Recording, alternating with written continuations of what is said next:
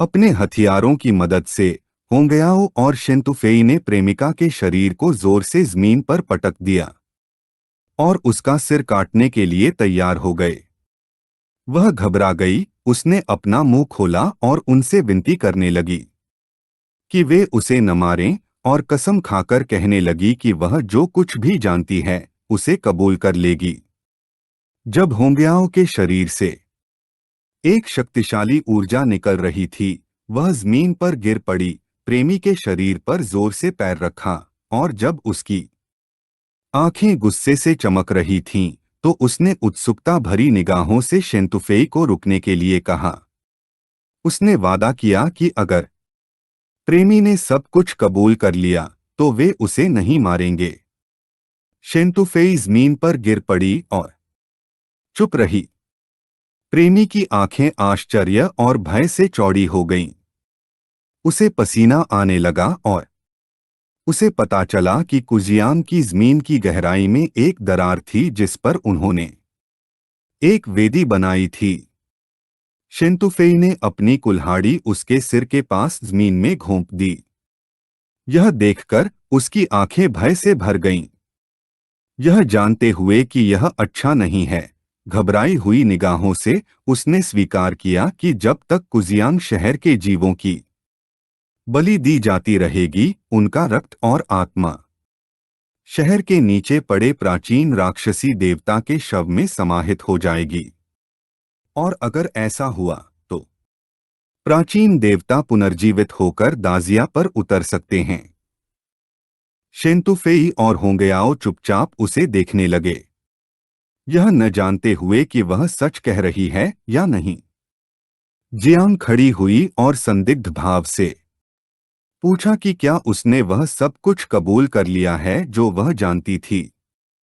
प्रेमी ने प्राचीन देवता की कसम खाकर कहा कि उसने सब कुछ कबूल कर लिया है। जियांग ने देखा कि वह झूठ बोल रही थी। तभी जाओजी प्रकट हुए, अपना मुंह खोला और उसे निगलने के लिए तैयार हो गए। प्रेमी ने अपना सिर उठाया और उसका ध्यान जाओजी पर केंद्रित हो गया, जिससे वह घबरा गई, न जाने यह राक्षस कहां से आ गया। जाओजी उस पर झपटा और उसे एक ही निवाले में निगल गया, यह स्वीकार करते हुए कि उसे प्राचीन देवता का हल्का सा स्वाद मिला है। उसके लिए वह कमोबेश खाने योग्य थी। मकड़ी रानी, जो मृत होने का नाटक कर रही थी, की आंखें आशा से चमकने लगीं। उसने पलटकर इस अवसर का लाभ उठाने के बारे में सोचा। अपनी आखिरी ताकत के साथ वह जमीन पर रेंगने लगी। जियांग पलटा और यह देखकर कि वह भागने की कोशिश कर रही है, उसे याद आया कि वह उसे लगभग भूल ही गया था। शांत भाव से उसने लिटिल नाइन को उसकी देखभाल करने का आदेश दिया। लिटिल नाइन प्रकट हुई और जब उसके शरीर से धुंध छंट रही थी, उसका ध्यान मकड़ी रानी पर केंद्रित था। वह मकड़ी रानी के ऊपर बैठ गई, एक हाथ उसके सिर पर रखा और दूसरे से मांस के टुकड़े नोचने लगी। इतने शक्तिशाली प्राणी का मांस चखकर लिटिल नाइन ने अपनी आंखें बंद कर ली और खुशी से मुस्कुराए बिना नहीं रह सकी। मकड़ी रानी की आंखें भय और आश्चर्य से भर गईं, यह जानते हुए कि यह उसका अंत था। एक सिस्टम विंडो दिखाई दी, जिसने जियांग को 20 लाख अनुभव अंक प्रदान किए। तभी तियान युआन का अलर्ट एक प्रतीक के रूप में आकाश में फिर से प्रकट हुआ। होंग याओ का ध्यान लिटिल नाइन पर केंद्रित हो गया और उसकी आंखें भय और भ्रम से चौड़ी हो गईं। उसे विश्वास नहीं हो रहा था कि जियांग इतने भयानक जीवों पर नियंत्रण रखता है। शांतोफी ने पलटकर देखा और तियान युआन का अलर्ट देखकर तुरंत समझ गई कि दाझे पूरी तरह से अस्तव्यस्त होने वाला है। जियांग के बाल फिर से सफेद हो गए और उसके शरीर से कांटे निकलने लगे, जिससे वह जमीन पर घुटनों के बल गिर पड़ा। उसने एक हाथ उस पर और दूसरा अपनी बाह पर रखा और उसकी आंखें चमकने लगीं। होंग याओ जियांग के पास गया और चिंतित भाव से पूछा कि क्या वह ठीक है और उसके शरीर के साथ क्या हो रहा है। हमारे लड़के के शरीर से बुरी ऊर्जा निकलने लगी, जिससे वह अपने दांत भींचने लगा और दर्द से चीखने लगा। यह ऊर्जा और तीव्र हो गई, जिससे जियांग को भयानक दर्द होने लगा। जी गैंग, चाची तांग और बाकी लोग हमारे लड़के की ओर दौड़ने लगे। उन्हें समझ नहीं आ रहा था कि क्या हो रहा है। जियांग के शरीर से निकल रहे कांटे गायब हो गए। जी गैंग ने जियांग को अपनी बाहों में जकड़ लिया और उसकी आंखें चिंता से चौड़ी हो गईं। यह समझते हुए कि ये प्राचीन देवता के रक्त के इस्तेमाल के दुष्प्रभाव थे। उन्हें लगा कि उसे तुरंत जियांगन के सैन्य जिले के मुख्य अड्डे के अस्पताल ले जाना होगा, क्योंकि वहां सबसे अच्छे पुजारी और सबसे अच्छी औषधीय जड़ी बूटियां थीं। शियाओ की और चाची तांग हमारे लड़के को देखने लगीं, यह न जानते हुए कि वह ठीक होगा या नहीं। हांग याओ की आंखें चिंता से चौड़ी हो गईं। उन्होंने अपनी मुट्ठी अपनी छाती पर रखी और बताया कि द्वार नष्ट हो गया है। उन्होंने जियांग को अस्पताल ले जाने में मदद की पेशकश की। उनके बगल में खड़ी शांतो फेई ने भी मदद की पेशकश की। गंभीर नजरों से जी गैंग ने उनके सामने हाथ रखा और उनसे कहा कि वे यह न भूलें कि उन्हें अभी भी शहर की जमीन के नीचे दरार का ध्यान रखना है। शियाओ की जियांग के बगल में बैठ गई, अपने हाथ बढ़ाए और अपनी शक्ति का उपयोग करते हुए हमारे लड़के को ठीक करना शुरू कर दिया। गुस्से से भरे भाव के साथ जी गैंग चिल्लाने लगा और शियाओकी को जियांग को ठीक करने का आदेश दिया। उसने जियांग के कीड़ों को बुलाया और बताया कि अगर वे अपने मालिक को बचाना चाहते हैं तो उन्हें जल्द से जल्द आना होगा और जियांग को अस्पताल ले जाने में उसकी मदद करनी होगी। पल भर में हजारों छोटे कीड़े उन्हें घेरने लगे। शियाओकी ने उपचार जारी रखा। जी गैंग जी ने दूसरों की ओर मुड़कर उन्हें युद्धक्षेत्र साफ करने का आदेश दिया। यह सुनकर उन्होंने सिर हिलाया। म्यू हेनक्यू जमीन पर घुटनों के बल गिर पड़ी और उसकी आंखें आंसुओं और उदासी से भर गईं। यह देखकर कि जियांग घायल हो गया है। शांत भाव से लियू सांदाओ उसके पीछे बैठ गईं, उसके कंधों पर हाथ रखा और उससे कहा कि जियांग की चिंता न करें, क्योंकि वह मजबूत है और उसे कुछ नहीं होने वाला, यह समझाते हुए कि अगर वह एक स्तर 9 के राक्षस को हरा सकता है तो उसे कुछ नहीं होने वाला। ज़ाई शुआनियू जो उनके पीछे खड़ा था उन्हें ध्यान से देखने लगा और कहा कि रोने का समय नहीं है, उन्हें जल्दी से जाना होगा और बाकी जानवरों को मारना होगा। हीलिंग बैरियर की शक्तियों की बदौलत प्रतिभाओं के घाव ठीक हो गए थे। जियांग वुशुआंग अवरोध से बाहर आया, अपनी मुट्ठी भींची और एक गंभीर दृष्टि से स्वीकार किया कि हालांकि वे अपनी तुलना जियांग चेन से नहीं कर सकते, फिर भी कुछ और राक्षसों को मारना हमेशा अच्छा होता है। यिंग झांग ने मकड़ी रानी के खिलाफ लड़ाई में जो हाथ खोया था वह ठीक हो गया था। उसने अपनी मुट्ठी भींची और उत्तेजित भाव से सोचा कि जियांग वुशुआंग सही था। चूंकि वे जितना ज्यादा अपनी तुलना जियांग से नहीं कर सकते, उन्हें उतनी ही ज्यादा कोशिश करनी चाहिए। वांग याओ और शेन तुफेई भूमिगत वेदी पर पहुंचे और अपने हथियारों का इस्तेमाल करते हुए उन्होंने वेदी पर शक्तिशाली वार किए, जिससे वह टुकड़े टुकड़े हो गई। मलबे से बुरी ऊर्जा निकली और प्राचीन देवता की आंखें क्रोध से चमकने लगीं। उन्हें विश्वास नहीं हो रहा था कि उन्होंने उनकी वेदी को नष्ट कर दिया है। क्रोधित दृष्टि से उन्होंने हुआंग याओ को कुतिया कहा। यह सुनते ही उसने प्राचीन देवता पर एक शक्तिशाली वार किया, जिससे ऊर्जा आधी हो गई। शेन तुफेई जो पीछे खड़ा था उन्हें देखने लगा और कुछ आश्चर्यचकित हुए बिना नहीं रह सका। उसके लिए यह कोई आश्चर्य की बात नहीं थी कि वह दिव्य तलवार के राजा की शिष्या थी। देवता ने बताया कि हालांकि उसकी वेदी नष्ट हो चुकी थी और वह अपनी पूरी शक्ति का प्रयोग नहीं कर सकता था, फिर भी वे उसे हराने के लिए बहुत कमजोर थे।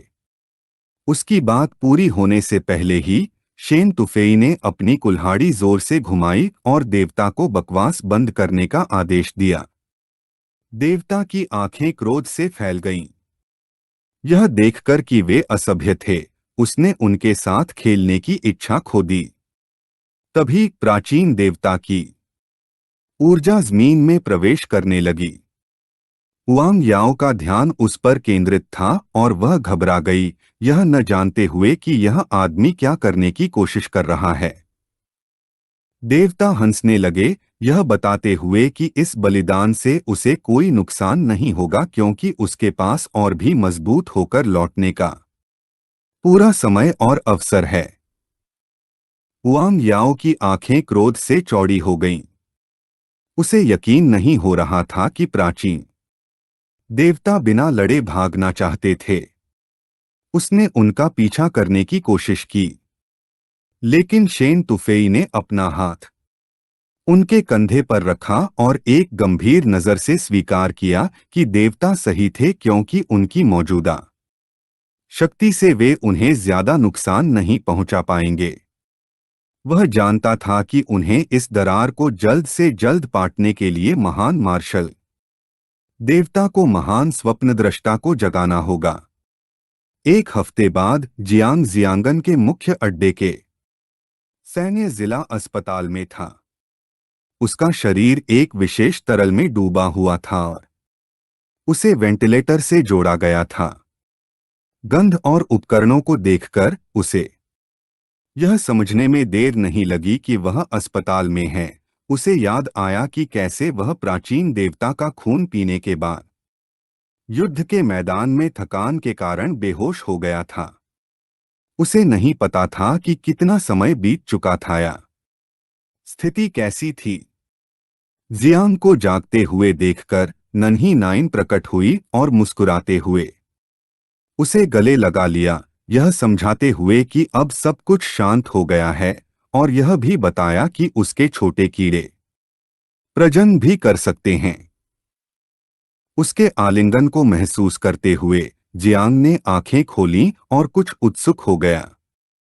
नन्ही नाइन को अपने हाथ में लेकर जियांग उसके सिर पर हाथ फेरने लगा, उसकी महानता की प्रशंसा करने लगा।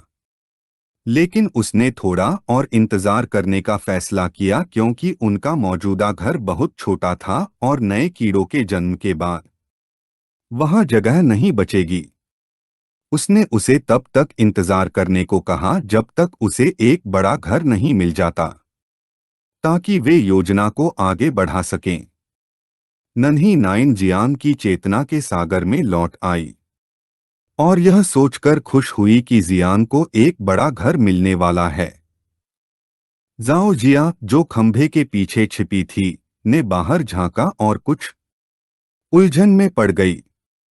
अब जबकि उनके पास जटिलता की ओर विकास की शक्ति थी, इस बार प्रजनन कम से कम कुछ 100 मिलियन से शुरू होने वाला था। जियांग को उम्मीद थी कि पैतृक वृक्ष जल्द ही एक ऐसा कीट घोंसला फल पैदा कर सकेगा जिसमें 10 अरब कीड़े मकोड़े पल सकेंगे। जियांग ने अपने हाथ से मुखौटा उतार दिया। जाओ जिया जियांग के कंधे पर प्रकट हुआ और बताया कि वह भी अपने वंशजों को बांटने वाला है। उसने पूछा कि वे कब एक बड़े घर में जा पाएंगे। जियांग का ध्यान जाओ जिया पर केंद्रित था। उसने मुस्कुराते हुए पूछा कि क्या वह लिटिल नाइन के साथ रहने में सहज नहीं है। वह अपनी उंगली से उसकी ओर इशारा करने लगा और उसे अपनी बहन के बाहर जाने तक इंतजार करने को कहा क्योंकि तब वह उसे अपना कमरा दे दो। गुस्से से भरे भाव के साथ जाओ जिया ने अपनी बाहें पार करते हुए कहा कि वह अब बड़ा हो चुका है उसे समझ नहीं आ रहा कि जियांग हमेशा अपनी बहन का बचा हुआ खाना ही क्यों छोड़ जाता है। हमारे लड़के ने वादा किया था कि कुछ समय बाद वह जाओ जिया को 9 प्रकाश के अभयारण्य में ले जाएगा और राक्षसों और देवताओं का एक बुफे खाएगा। जाओ जिया जियांग की छाती पर खड़ा हो गया और समझाया कि जब तक खाना है इंसान को परवाह नहीं होती कि वह कहाँ रहता है। जियांग ने अपना हाथ अपने चेहरे पर रख लिया और कुछ उलझन में पड़ गया, यह महसूस करते हुए कि कई बच्चों वाले परिवार का पिता होना कितना मुश्किल है। जियांग के शरीर को जिस तरल पदार्थ में डुबोया गया था उसकी ओर इशारा करते हुए जाओ जिया ने पूछा कि क्या वह इसे पी सकता है। जियांग का ध्यान तरल पदार्थ पर केंद्रित हो गया और उसने समझाया कि देवताओं और राक्षसों से मिलने वाला तरल पदार्थ उच्च गुणवत्ता का होता है, लेकिन यह कम से कम तीसरे दर्जे का था, जिससे जाओ जिया को अगर वह चाहे तो इसे पीने की अनुमति मिल गई। जाओ जिया ने अपनी आंखें बंद कर लीं और तरल पदार्थ पीने लगा। उत्सुकता भरी निगाहों से जियांग मुस्कुराने लगा और पूछा कि इस तरल पदार्थ का स्वाद कैसा है और क्या इसमें किसी बूढ़े पिता के पैरों की गंध नहीं है। यह सुनकर जाओ जिया ने पीना बंद कर दिया और कुछ उलझन में पड़ गया। फिर वह उछल पड़ा और सैकड़ों छोटे छोटे भृंग प्रकट हुए। यह देखकर जियांग की आंखें आश्चर्य से चौड़ी हो गईं और वह स्तब्ध रह गया। अपनी उंगली से जियांग ने सिस्टम विंडो खोली। इससे पहले युद्ध के मैदान में उसे जाओ जिया की क्षमताओं की ध्यानपूर्वक जांच करने का समय नहीं मिला था, इसलिए उसने अब उनका अच्छी तरह से अध्ययन करने का लाभ उठाने का फैसला किया। सिस्टम विंडो से पता चला कि वह समय की नदी के उद्गम पर पैदा हुई थी और एक आदिम स्रोत के साथ समय के समान स्तर पर विद्यमान थी। जियांग उत्सुक हो गया, यह न जानते हुए कि क्या वह सभी चीजों के पूर्वजों के वृक्ष के समान स्तर पर थी। जियांग ने अपनी बाहें क्रॉस कीं और ध्यान से पढ़ने पर उसकी आंखें जिज्ञासा से चौड़ी हो गईं। उसे एहसास हुआ कि एक आदिम स्रोत के रूप में उसके पास अन्य छिपी हुई क्षमताएं थीं, लेकिन उसकी प्रतिभा एक रहस्य बनी रही। उसे समझ नहीं आ रहा था कि उसकी प्रतिभा को देखने के लिए जीवंतर की छलांग लगाना जरूरी है या नहीं, इसलिए उसने जाओ चेन को आदेश दिया कि वह एक पल के लिए बाहर निकल आए। एक छोटा और प्यारा कीड़ा हमारे लड़के की ओर उड़ने लगा। तभी जाओ चेन मानव रूप में प्रकट हुई। जियांग का ध्यान उस पर गया और उसकी आंखें आश्चर्य से चौड़ी हो गईं। जाओ चेन हमारे लड़के के पास गई, अपना हाथ उसकी छाती पर रखा और उसे प्यार भरी नजरों से देखने लगी। यह देखकर जियांग घबरा गई और खुद को शर्माने से नहीं रोक पाई और कहा कि वह उसके कुछ ज्यादा ही करीब थी। जाओ चेन ने अपनी आंखें बंद कर लीं, अपने हाथ जियांग के सिर पर रखे और माफी मांगी। शांत भाव से जियांग को याद आया कि वह अभी अभी पैदा हुई है, इसलिए उसे नहीं पता था कि उसने दिव्य विकास का अनुभव किया है या जीवन स्तर की छलांग का। घबराई हुई नजर से उसने अपना हाथ अपनी ठुड्डी पर रखा, दूसरी तरफ देखा और घबराए हुए स्वर में समझाया कि सभी चीजों के विकास के लिए समय का बीतना जरूरी है। लेकिन वह खुद समय थी। जियांग का ध्यान उस पर केंद्रित हो गया और उसकी आंखें आश्चर्य से चौड़ी हो गईं। हमारा लड़का उसके पास पहुंचा और अपनी शक्ति का इस्तेमाल करने लगा, जिससे हरित ऊर्जा उसके शरीर में प्रवेश करने लगी। वह जानता था कि वह सही थी क्योंकि उसकी प्रतिभा को उजागर करने के लिए उसे दिव्य विकास का उपयोग करते हुए जीवन स्तर की छलांग लगानी थी। उसने यह देखने का फैसला किया कि उसके जीवन स्तर की छलांग के लिए किन सामग्रियों की जरूरत है। सिस्टम ने बताया कि अगर जियांग समय चक्र के कीट के साथ जीवन स्तर की छलांग लगाना चाहता है तो वह निम्नलिखित बलिदान शर्तों में से एक चुन सकता है। पहली, समय से पानी की 10 बूंदें। दूसरी, समय की नदी से एक सहायक नदी। तीसरी, समय के 3 टुकड़े। और चौथी, समय से संबंधित 3 दिव्य हथियार। वीडियो यहीं समाप्त होता है। जियांग ने अपने हाथ से अपना सिर छूना शुरू किया और खुद को उलझन में पाया क्योंकि उसने इन पदार्थों के बारे में पहले कभी नहीं सुना था। अब वह बस गुरु से पूछ सकता था। उसका शरीर काफी देर से तरल में डूबा हुआ था, इसलिए अपनी उंगली से जियांग ने स्विच बंद कर दिया। तभी बिना कपड़ों वाली एक महिला प्रकट हुई और पूछा कि क्या मेजर जियांग जाग रहे हैं। यह सुनकर जियांग की आंखें भ्रम से चौड़ी हो गईं और उसका ध्यान उस पर केंद्रित हो गया। और उसने पूछा कि उसने उसे मेजर क्यों कहा था। महिला ने अपना हाथ एक तरफ बढ़ाया और बताया कि जब जियांग बेहोश था, दाजी की प्रतिभा रैंकिंग के शीर्ष 10 प्रतिभाशाली लोगों को मेजर के पद पर पदोन्नत किया गया था। उसने अपनी आंखें बंद कीं और मुस्कुराते हुए बताया कि जब जियागांग जियांग को अस्पताल लेकर आया था तो उसके शरीर के लगभग सभी ऊतक मरने के कगार पर थे और सभी को लगा था कि जियांग बच नहीं पाएगा। उसने पूछा कि जियांग कैसा महसूस कर रहा है और क्या उसे कोई तकलीफ हो रही है। हमारा लड़का उसे देखने लगा और बताया कि वह पूरी तरह से ठीक हो गया है।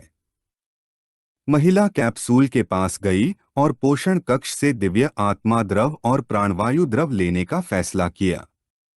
चूंकि ये बेहद कीमती संसाधन थे, इसलिए उनके युद्ध जिले ने जियांग को बचाने के लिए इन्हें राजधानी से तुरंत मंगवाया था।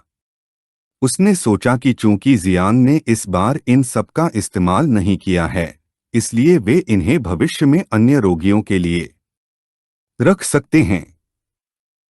महिला कैप्सूल के पास गई, उस पर हाथ रखा और आश्चर्य से उसका जबड़ा खुला रह गया। जियांग कैप्सूल से बाहर आया, अपने सिर को छूने लगा और एक बनावटी मुस्कान के साथ बताया कि जागने के बाद उसे बहुत प्यास लगी थी, इसलिए उसने सारा द्रव पी लिया था। छोटा शियाओजिया उसके कंधे पर बैठा था। जियांग ने अपनी आंखें बंद कर लीं और खुद को शर्माने और दोषी महसूस करने से नहीं रोक सका, यह जानते हुए कि अगर बच्चे अच्छे व्यवहार नहीं करते तो यह उसकी गलती है। यह जिम्मेदारी केवल माता पिता ही उठा सकते हैं। हु कैशेन कमरे में दाखिल हुआ, जियांग की ओर उंगली से इशारा किया और महसूस किया कि वह बहुत भाग्यशाली है क्योंकि वह सिर्फ एक हफ्ते में ही ठीक हो गया था। हमारे लड़के का ध्यान अपने मालिक पर केंद्रित हो गया और मुस्कुराते हुए उसने हाथ हिलाना शुरू कर दिया।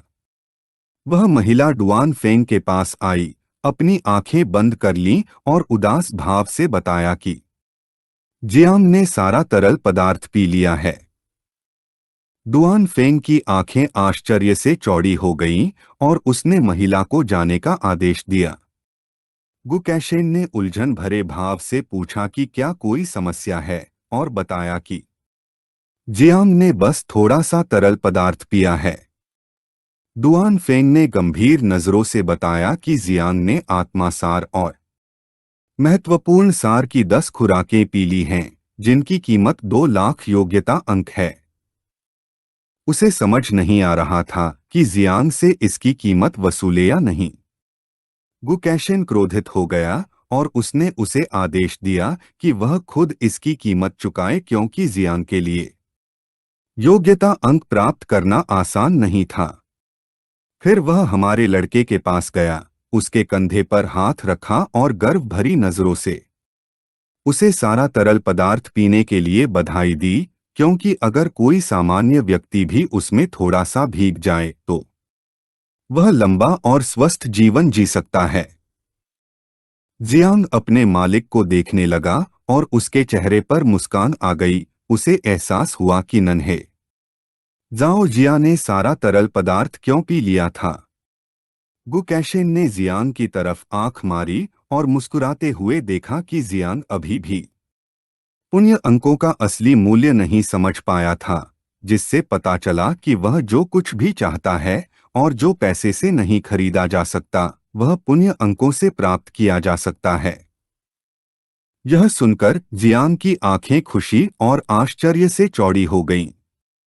उसने पूछा कि क्या वह पुण्य अंकों को समय के जल से बदल सकता है।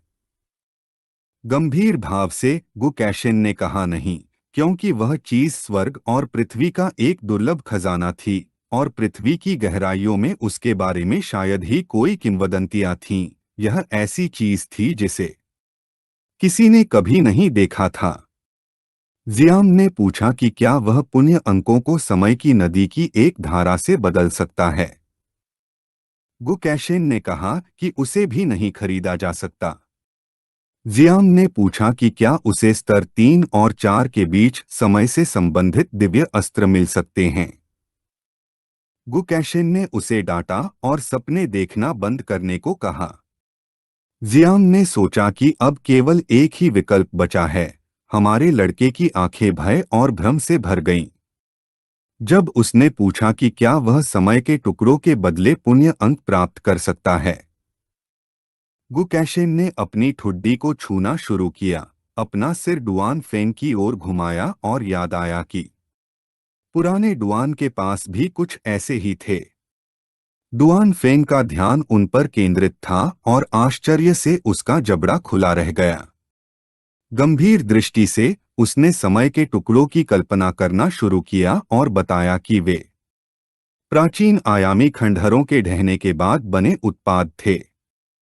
वर्तमान में दजहिया में केवल 2 टुकड़े बचे थे और उन्हें 1,50,000 पुण्य अंकों के बदले बदला जा सकता था। जियांग की आंखें आशा से चमकने लगीं।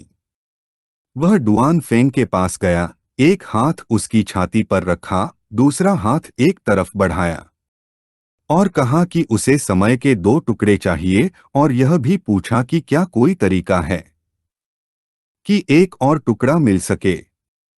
डुआन फेंग ने अपना हाथ बढ़ाया और बताया कि और कोई नहीं है, क्योंकि प्राचीन खंडहर एक स्वतंत्र अंतरिक्षमय थे जो बाहरी ताकतों से प्रभावित नहीं हो सकते थे।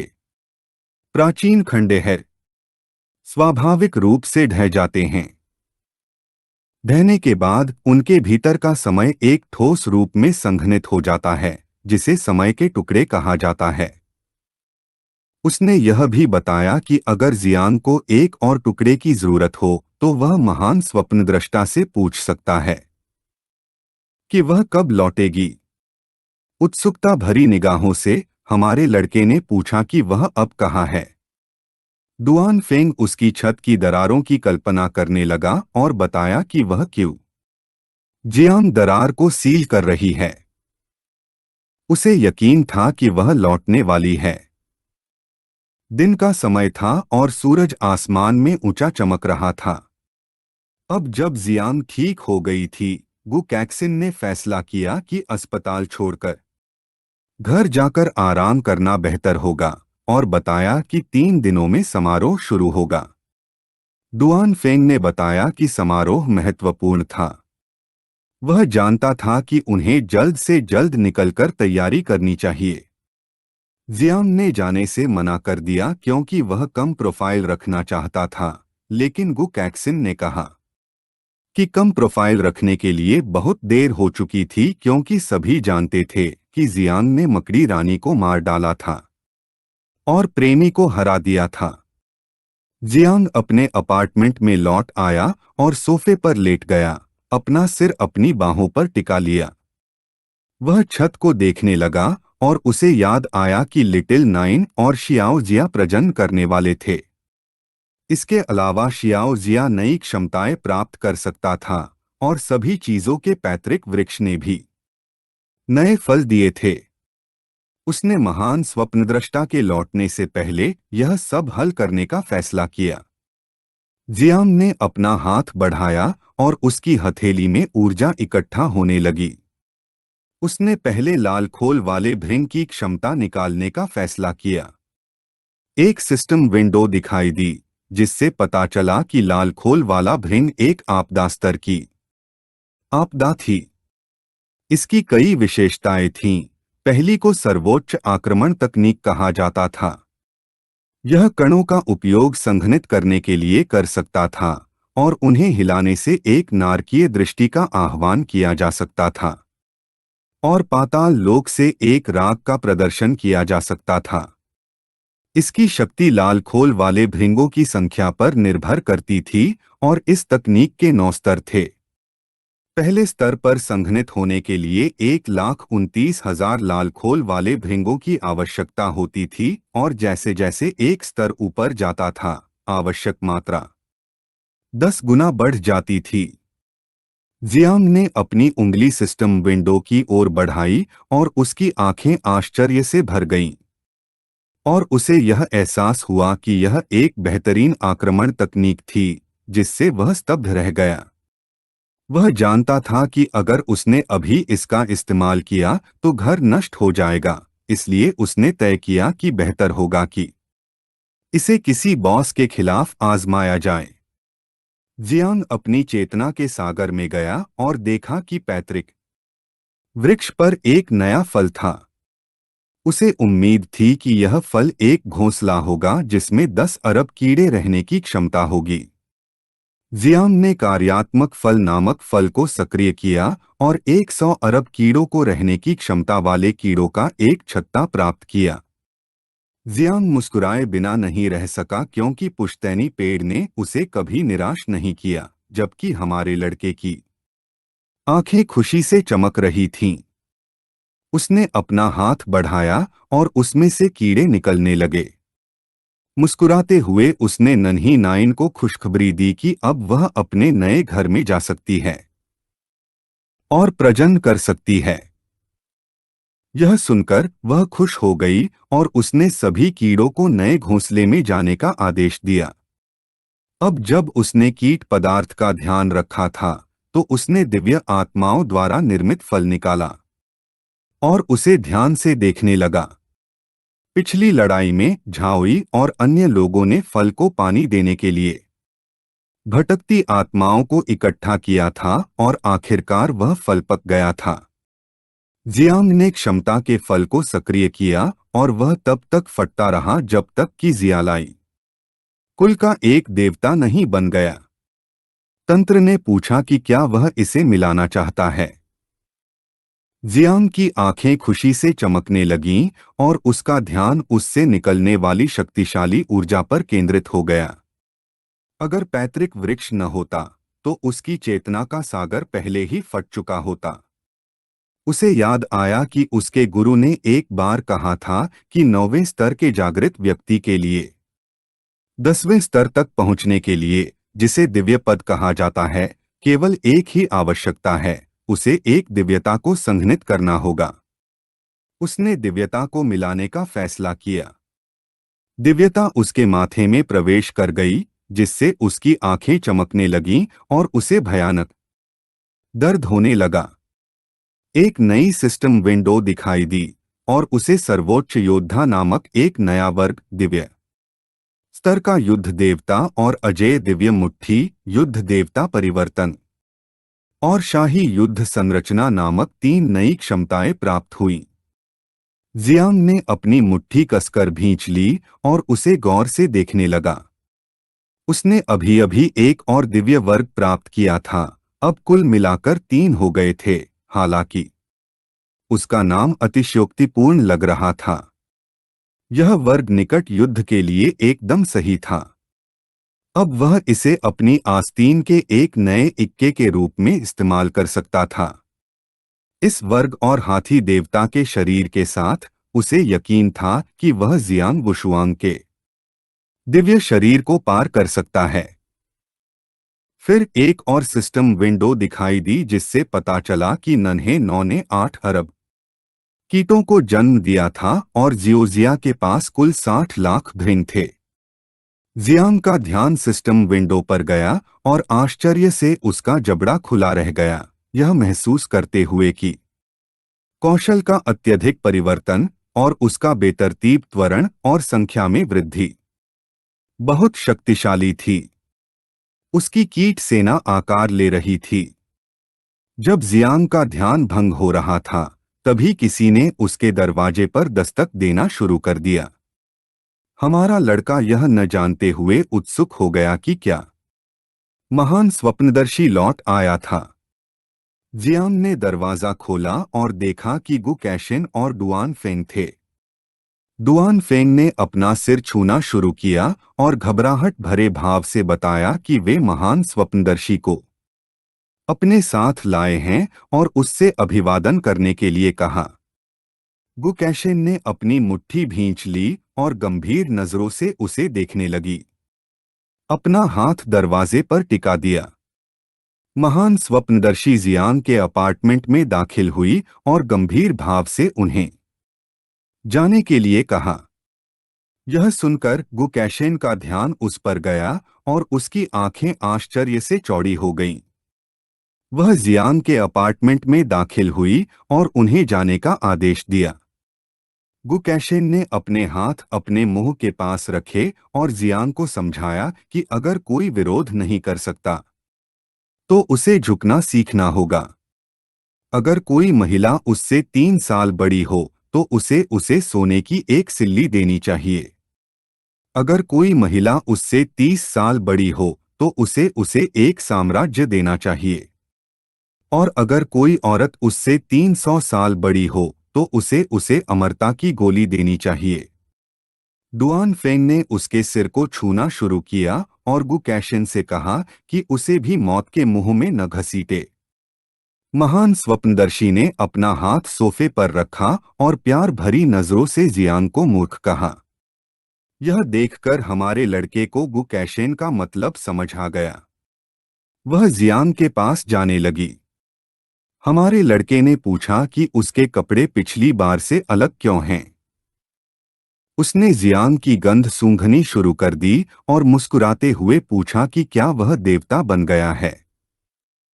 जियांग ने दूसरी तरफ देखा और उलझन भरे भाव से सोचा कि शायद यह उस प्राचीन देवता के खून की गंध है जो उसके शरीर में रह गया था।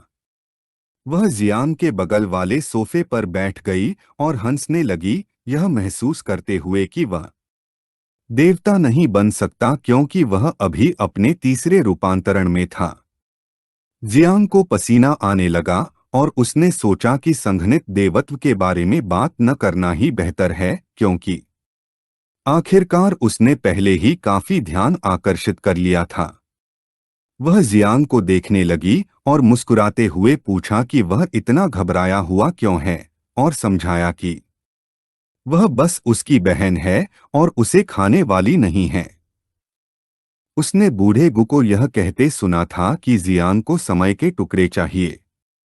जियांग ने पूछा कि क्या वह उन्हें पाने का कोई तरीका जानती है, जिस पर उसने बताया कि वे टुकड़े अब दक्षिया के इलाके में उपलब्ध नहीं हैं, लेकिन एक जगह है जहां से उन्हें अभी भी पाया जा सकता है। उसने पूछा कि क्या जियांग ने 3 विदेशी द्वीपों के बारे में सुना है। जियांग ने कहा नहीं। वह उसकी ओर मुड़ी और बताया कि वे 3 द्वीप दक्षिया के दक्षिण पूर्व में स्थित थे और मूल रूप से खंडहर थे। यह सुनकर जियांग की आंखें आश्चर्य से भर आईं। महान स्वप्नद्रष्टा ने बताया कि बाद में वे वास्तविक दुनिया में विलीन हो गए, जिससे 3 द्वीप बन गए, पिंगलाई, फांगझांग और यिंगझो। 500 साल पहले दक्षिया ने 9 परिवर्तनों वाले पहले अजेय प्राणी का जन्म देखा था। मानव सम्राट के कुछ ही समय बाद 9 रूपांतरणों वाला एक और प्राणी अग्निदेव प्रकट हुआ। मानव सम्राट ने भूमिगत गुफाओं पर विजय प्राप्त करने की वकालत की, जबकि अग्निदेव ने अनाक्रमण का समर्थन किया। उनके बीच अंतहीन बहस हुई और अंत में अप्रिय रूप से अलग हो गए। बाद में कई लोगों के साथ अग्निदेव ने दक्षिया छोड़ दिया और अपना क्षेत्र स्थापित करने के लिए 3 विदेशी द्वीपों पर चले गए। अपनी शक्ति का उपयोग करते हुए उसने एक दरार खोली और उसमें से कुछ निकालना शुरू किया, जिससे पता चला कि अग्निदेव ने दक्षिया छोड़ते समय कई मूल्यवान चीजें ली थीं, जिनमें समय के टुकड़े भी शामिल थे। एक जिज्ञासु भाव के साथ जियांग ने पूछा कि क्या अग्निदेव अब मर चुके हैं। उसने दरार से एक चुरो निकाला और शांत दृष्टि से समझाया कि 9 रूपांतरणों की दीर्घायु 3000 वर्ष तक थी। उसे यकीन था कि अग्निदेव अभी भी जीवित हैं। उसने जियांग को सुझाव दिया कि वह जबरदस्ती टुकड़े न ले जाए, क्योंकि हालांकि 3 द्वीपों का क्षेत्रफल दक्षिया के बराबर नहीं था, फिर भी वे सदियों से ताकत जमा कर रहे थे और उनके पास दक्षिया से ज्यादा 7 और 8 रूपांतरित योद्धा थे। एक जिज्ञासु नजर से जियांग ने पूछा कि क्या उन्होंने कभी दक्षिया पर विजय पाने के लिए लौटने के बारे में नहीं सोचा था। उसने चुरो को आधा तोड़ा और बताया कि दक्षिया को राष्ट्रीय भाग्य का साथ मिला है और अग्निदेव के लोग लापरवाही से काम करने की हिम्मत नहीं करेंगे। हमारे लड़के ने पूछा कि क्या समय के टुकड़े पाने का कोई और तरीका है। उसने चुरो खाना शुरू किया, दूसरा आधा जियांग को दिया और शांत नजरों से बताया कि हालांकि दोनों पक्षों ने बहुत पहले ही संबंध तोड़ लिए थे, फिर भी वे एक दूसरे के खिलाफ प्रतिस्पर्धा कर रहे थे। 500 साल पहले अलग होने के बाद से दोनों पक्षों की सर्वश्रेष्ठ प्रतिभाओं ने एक दूसरे को चुनौती दी थी। 400 साल पहले तक दक्षिया ने अपनी सीमाएं बंद कर रखी थीं और दूसरे पक्ष को आने की अनुमति नहीं थी। जब जियांग ने कारण पूछा तो उसने चुरो का एक निवाला लिया और कहा कि दक्षिया हमेशा हारता है। लगातार 100 वर्षों तक वे बिना कुछ किए हारते रहे और पीछे बहुत शर्मिंदगी छोड़ गए। इसलिए उन्होंने तय किया कि अब और प्रतिस्पर्धा न करना ही बेहतर है। लेकिन इस साल कुछ अलग था, क्योंकि दक्षिया के पास जियांग था और अब प्रतियोगिता फिर से शुरू हो सकती थी। जियांग ने सोचा कि अगर वह जीत गया तो वह समय के टुकड़े प्राप्त कर सकता है। महान स्वप्नद्रष्टा ने उससे कहा कि वह प्रतियोगिता को फिर से शुरू करने में जल्दबाजी न करे। प्रतियोगिता के लिए भी कुछ कदम उठाने होंगे, वह समय आने पर सूचना मिल जाती। हालांकि नियमों के अनुसार दोनों पक्षों को 30 वर्ष से कम आयु के एक प्रतिभाशाली व्यक्ति को भेजना होगा। इस मामले में जियांग नुकसान में था। जियांग के चेहरे पर मुस्कान आ गई, क्योंकि उसे इसकी कोई परवाह नहीं थी। जब तक उसे समय के टुकड़े मिलते रहे वह कुछ भी करने को तैयार था। महान स्वप्नद्रष्टा ने खड़े होकर कहा कि महत्वाकांक्षा रखना अच्छी बात है, लेकिन दूसरों को कभी कम नहीं आंकना चाहिए। उसने जाने का फैसला किया और जियांग को घर पर ही रहने और बाहर न जाने को कहा। वह जियांग को घूरने लगी और बताया कि दिव्य स्तर के हत्यारों की सूची में कई शक्तिशाली योद्धाओं ने जियांग को मारने का मिशन स्वीकार किया था। विभिन्न देशों के लोग जियांग को मारने आए थे, इसलिए उसने उसे बहुत सावधान रहने के लिए कहा। वीडियो यहीं समाप्त होता है। दाक्सिया के सभी उच्च कमान जियांगन के मुख्य अड्डे पर एकत्रित हुए। आज 13 अगस्त वर्ष 793 था, जो नौकरी बदलने वालों का युग था। यह अलंकरण समारोह दाक्सिया के इतिहास का सबसे बड़ा समारोह था। लोगों के लिए यह अविश्वसनीय था कि जियांग चेन 3 रूपांतरणों से जागृत होकर 8वें रूपांतरण राक्षस और 9वें रूपांतरण प्रतिद्वंद्वी के विरुद्ध लड़े थे। वे खुश थे क्योंकि जियांगन के युद्ध क्षेत्र में एक और प्रतिभा उभरी थी।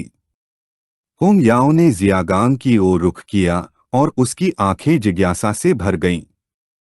उसने पूछा कि क्या वह सचमुच गुफाओं में प्रशिक्षण लेने के लिए नेता का पद छोड़ने का इरादा रखता है।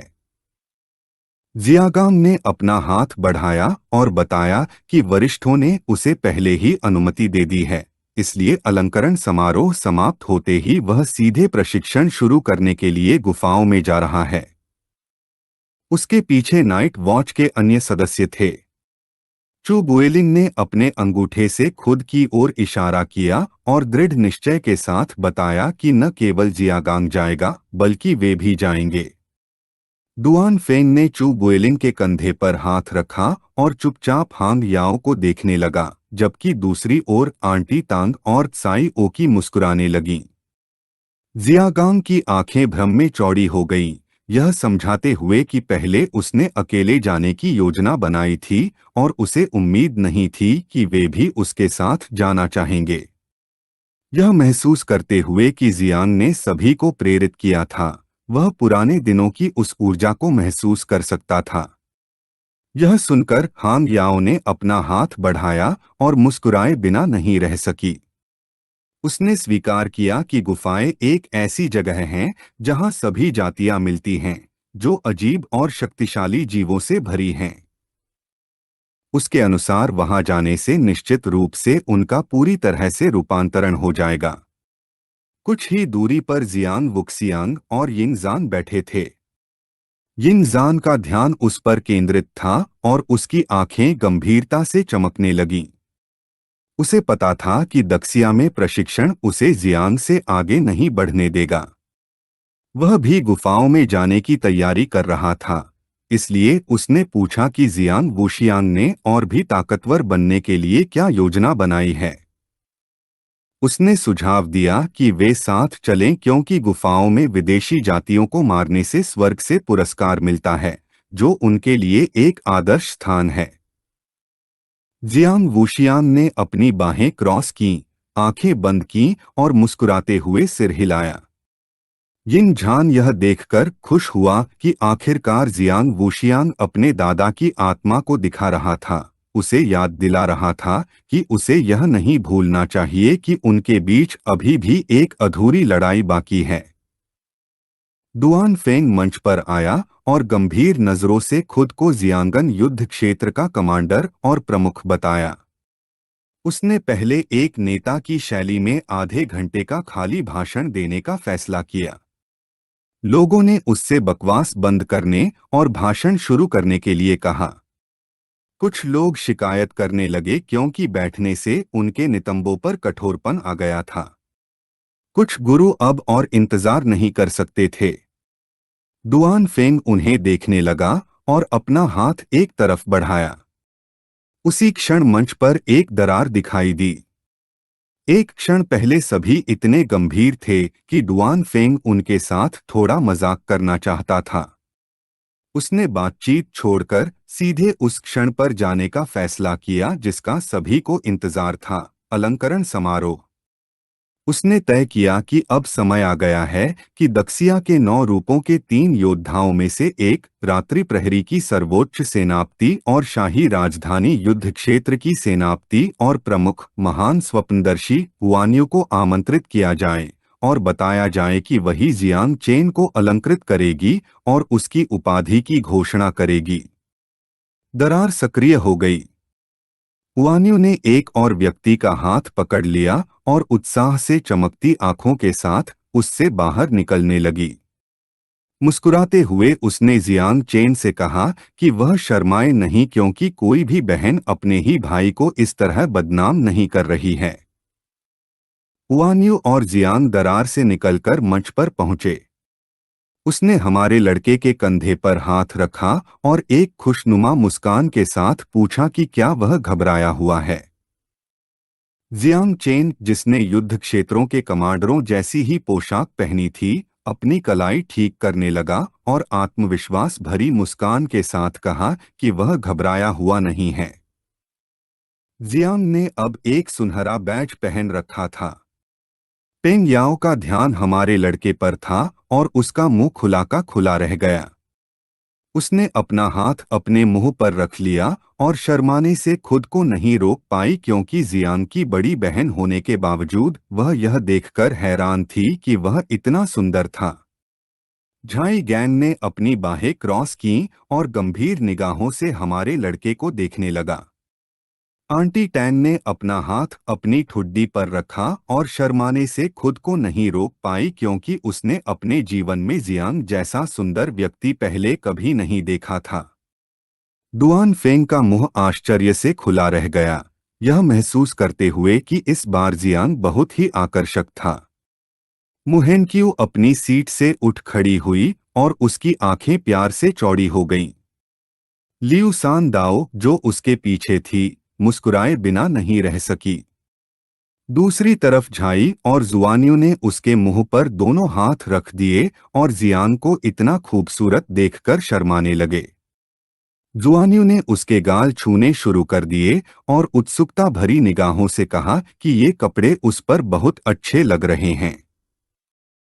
हमारे लड़के को पसीना आने लगा और उसे लगा कि वह उसे फिर से चिढ़ा रही है। डुआन फेंग ने सोचा कि अब शुरू करने का समय हो गया है और उसने सभी को जियांगचे चिल्लाने का आदेश दिया। एन की उपाधि। सभी ने अपने हाथ मुंह के पास रखे और राक्षसी कीट चिल्लाने लगे। यह सुनकर जियांग की आंखें भ्रम से चौड़ी हो गईं। उसे विश्वास नहीं हो रहा था कि उसके अनुसार राक्षसी कीट उसकी उपाधि है। वे उसे कोई और थोड़ी ज्यादा सभ्य उपाधि दे सकते थे। उसने सोचा कि समारोह के लिए इतना अच्छा तैयार होना बेकार था। हमारा लड़का और जुआनियों मंच पर चढ़ गए। जियांग ने अपने हाथ पीठ के पीछे कर लिए और चुप रहा। उसने अपना हाथ आकाश की ओर बढ़ाया और लोगों की इच्छा का पालन किया।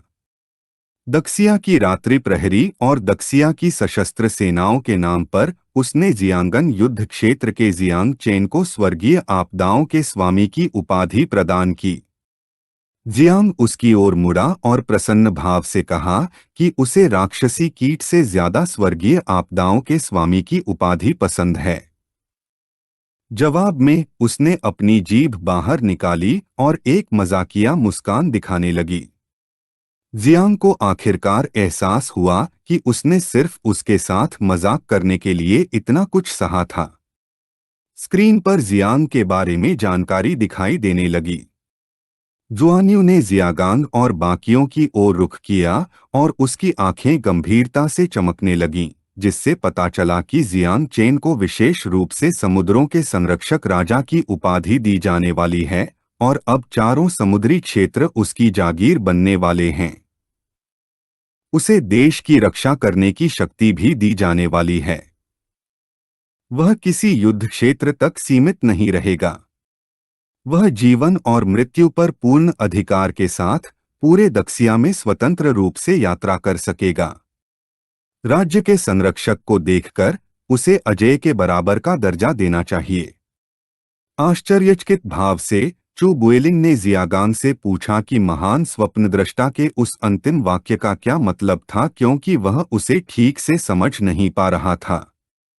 चाची तान की आंखें आश्चर्य से चौड़ी हो गईं। जियागांग ने गंभीर नजरों से कहा कि जैसा उन्होंने सुना था वैसा ही हुआ। जियांग राज्य का संरक्षक है। सब लोग हैरान रह गए, क्योंकि हमारा लड़का सिर्फ 18 साल का था और राज्य का संरक्षक बन चुका था, मानो वह स्वर्ग के नियम तोड़ रहा हो। जाई शुआनियों के पिता का ध्यान जियांग पर था और यह सुनकर कि जियांग को समुद्र के संरक्षक राजा की उपाधि मिली है, उन्हें तुरंत एहसास हुआ कि उच्च कमान 3 विदेशी द्वीपों के साथ फिर से संपर्क स्थापित करने की योजना बना रहा है। यह जानने पर कि 4 समुद्री क्षेत्र जियांग की जागीर बनने वाले हैं, उन्होंने देखा कि 3 विदेशी द्वीप अब जियांग चेन के निजी क्षेत्र माने जाते हैं। उन्होंने वृद्ध गु कैशेन को बताया कि उनके शिष्य को सीधे कटघरे में खड़ा किया जा रहा है। गंभीर नजरों से उन्होंने उससे पूछा कि क्या यह सब उसके लिए मायने नहीं रखता। उनके बगल में बैठे गु कैशेन की आंखें शांति से चौड़ी हो गईं। मुस्कुराते हुए उन्होंने कहा कि उन्हें उन चीजों की चिंता करने की कोई इच्छा नहीं है जो इसके लायक नहीं हैं। महान स्वप्नदर्शी ने एक बक्सा खोला जिसमें एक सुनहरा बिल्ला था। जियांग ने अपना हाथ बढ़ाया, उसे गौर से देखा और मुस्कुराते हुए बिल्ला लेने के लिए तैयार हो गया। जुआनियो ने घोषणा की कि महान युग शुरू होने वाला है और विदेशी भूमि के 3 द्वीपों को पुनः प्राप्त करने का समय आ गया है। गुकैशेन ने सोचा कि जो काम दूसरे नहीं कर पाए, शायद उसका शिष्य कर सकता है। जुआनियो ने जियांग को समझाया कि वह बिल्ला अद्वितीय आदेश है, उसे सुरक्षित रखने के लिए कहते हुए हमारे लड़के ने उसे धन्यवाद दिया। उसी समय एक शक्तिशाली सफेद बाघ पर सवार एक निंजा प्रकट हुआ। उसने अपना परिचय सकुरा साम्राज्य के सासाहारा नो मिनामोतो के रूप में दिया। वह महान देवता यामादा नो ओरोची के आदेश पर ताकामागहारा से दक्सिया के जियांग चेंग को एक चुनौती के साथ बधाई देने आया था। जाई शुआनियो के पिता ने अपना हाथ सोफे पर टिका दिया और उनकी नज़र सासाहारा पर टिक गई। उन्हें एहसास हुआ कि वह एक प्रतिभाशाली व्यक्ति थे जो तीसरे परिवर्तन में थे, लेकिन उनमें 5वें परिवर्तन की चरम शक्ति थी। उन्होंने कभी नहीं सोचा था कि सकुरा जैसे छोटे से देश में इतनी होनहार प्रतिभाएं थीं। दुआन फेंग ने सासाहारा को बताया कि महान स्वप्नद्रष्टा अभी भी मंच पर हैं और अभी उनकी बारी नहीं आई है। शुआन्यू की आंखें घृणा से चमकने लगीं। गहरी नजर से उसने समारोह में बाधा डालने के लिए सासाहारा को मार डालने का फैसला किया। इससे पहले कि वह कुछ कर पाती, जियांग ने अपना हाथ उसके सामने रख दिया और उसकी आंखें दृढ़ निश्चय से चमक रही थीं। उसने अपनी बहन से कहा कि उसे उस मक्खी की देखभाल करने की कोई जरूरत नहीं है, क्योंकि वह खुद ही उसकी देखभाल करने वाला था। शुआन्यू ने सासाहारा को देखना शुरू किया और आत्मविश्वास से भरी नजरों से उसने स्वीकार कर लिया, क्योंकि वह देखना चाहती थी कि जियांग कितना शक्तिशाली हो गया है। सासाहारा, जो अपने सफेद बाघ पर सवार था, मंच पर उतरा। उसके अनुसार जियांग की हरकतें वाजिब थीं। उसने सीधे चुनौती इसलिए दी क्योंकि वह जानता था कि दक्सिया एक ऐसा देश है जहां समारोह और सम्मान को महत्व दिया जाता है। आखिरकार, अगर दोस्त दूर से आते हैं तो उनका स्वागत तो होना ही चाहिए। जियांग उसे घूरने लगा और जब उसके शरीर से धुंध निकल रही थी तो उसने सासाहारा से कहा कि वह इतना न बोले। उसे याद आया कि हत्यारों को परछाई में रहकर काम करना चाहिए, इसलिए उसने पूछा कि वह घात लगाकर क्या कर रहा है, और यह भी पूछा कि उसे यहाँ खुलेआम चुनौती देने के लिए किसने भेजा है। जियांग को एहसास हुआ कि इसका मतलब सिर्फ यही हो सकता था कि सासाहारा सिर्फ एक बलिदान था। सासाहारा ने अपनी उंगली से जियांग की ओर इशारा किया और आत्मविश्वास भरी निगाहों से स्पष्ट किया कि युद्ध के बाद ही पता चल सकता है कि वह बलिदान है या नहीं। उसने सीधे मुद्दे पर आने का फैसला किया और पूछा कि क्या जियांग में 9 मियास्मा पंखों का इस्तेमाल न करने की हिम्मत है। उसने जियांग का मजाक भी उड़ाया और कहा कि अगर उसकी हिम्मत नहीं है तो वह साफ साफ कह सकता है, क्योंकि वह उसका मजाक नहीं उड़ाने वाला था। जियांग का ध्यान उस पर केंद्रित हो गया और उसकी आंखें उत्साह से चमकने लगीं और उसके शरीर से गड़गड़ाहट निकलने लगी। मुस्कुराते हुए उसने स्पष्ट किया कि उकसाने की उसकी कोशिश कुछ हद तक बेढंगी थी, लेकिन फिर उसने सोचा कि इस खूबसूरत दृश्य को जहरीले कोहरे से बर्बाद नहीं होना चाहिए, इसलिए उसने 9 मियास्मा पंखों का इस्तेमाल न करने का वादा किया। जियांग ने वज्र देवता के अपने क्षेत्र को सक्रिय कर दिया, जिससे बिजली से बना एक शक्तिशाली अवरोध प्रकट हो गया। फिर जियांग ने 3000 बिजली के बोल्ट ऑफ जजमेंट नामक कौशल का उपयोग करके हमला किया, जिससे सासाहारा के शरीर पर बिजली गिर पड़ी। उसका सफेद बाघ अपना मुंह खोलकर तड़पने लगा। हमारे लड़के ने उसका मजाक उड़ाते हुए पूछा कि उसने यहाँ आने की हिम्मत कैसे की। एक सफेद बाघ उछला और दहाड़ने लगा और तभी सासाहारा का शरीर छाया में बदल गया और गायब हो गया। जियांग ने छाया को देखना शुरू किया और उसे एहसास हुआ कि यह एक भ्रम था।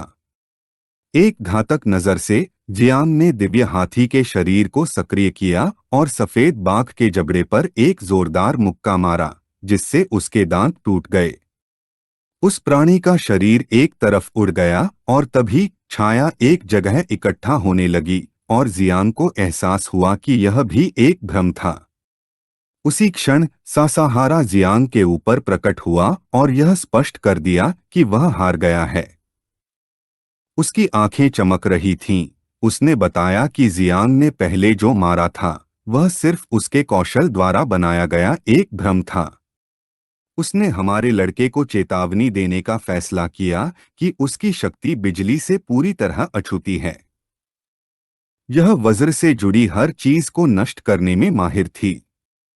यह सुनकर जियांग का ध्यान उस पर गया और वह सतर्क हो गया। सासाहारा ने किलर थंडर नामक कौशल का इस्तेमाल करके हमला किया, लेकिन जियांग का शरीर बिजली में बदल गया और वह हमले से बचते हुए उस क्षेत्र से दूर चला गया, जिससे सासाहारा की मुट्ठी जमीन पर जा लगी।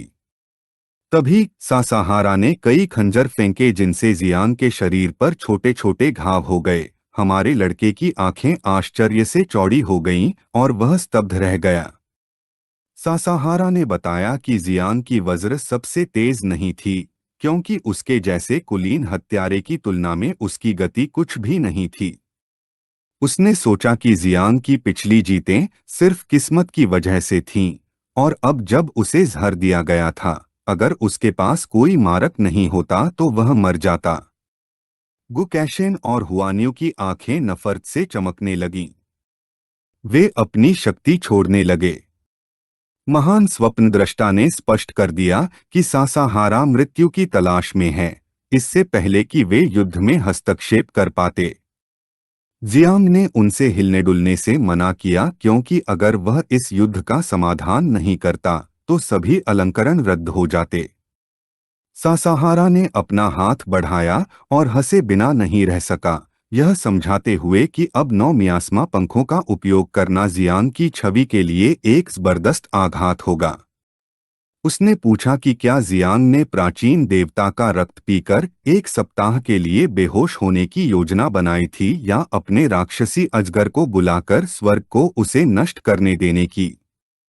जियांग के शरीर से लाल ऊर्जा निकलने लगी। वह सासाहारा को देखने लगा और मुस्कुराते हुए सोचा कि यह उसके खिलाफ एक नई तकनीक का परीक्षण करने का एकदम सही मौका है। सासाहारा ने अपनी तलवार निकाली और यह देखकर सदमे में आ गया कि जहर का अभी भी जियांग पर कोई असर नहीं हुआ है। हमारे लड़के ने ऊर्जा को अपने हाथ में केंद्रित कर लिया और हंसे बिना नहीं रह सका, यह बताते हुए कि उसे विषदानव कहा जाता है और इतना कमजोर विष उसके शरीर को कोई नुकसान नहीं पहुंचा सकता। जियांग की आंखें घृणा से चमकने लगीं। उसने नरक के देवता का भाला नामक तकनीक का इस्तेमाल किया और उसका हाथ भाले में बदल गया। उसने हमला किया, लेकिन सासाहारा ने हमले को रोक दिया और उसे एहसास हुआ कि यह एक अंधेरी शक्ति है। उसे नहीं पता था कि जियांग के पास भी अंधेरी शक्ति है या नहीं। धीरे धीरे जियांग का भाला सासाहारा की तलवार की धार को तोड़ने लगा। उसकी आंखें भय से भर गईं और उसने सोचा कि पीछे हटना ही बेहतर होगा। उसी क्षण ऊर्जा ने उसके शरीर को घेर लिया और उसने जियांग को अलविदा कह दिया। यह सुनकर हमारे लड़के की आंखें उत्साह से चमकने लगीं।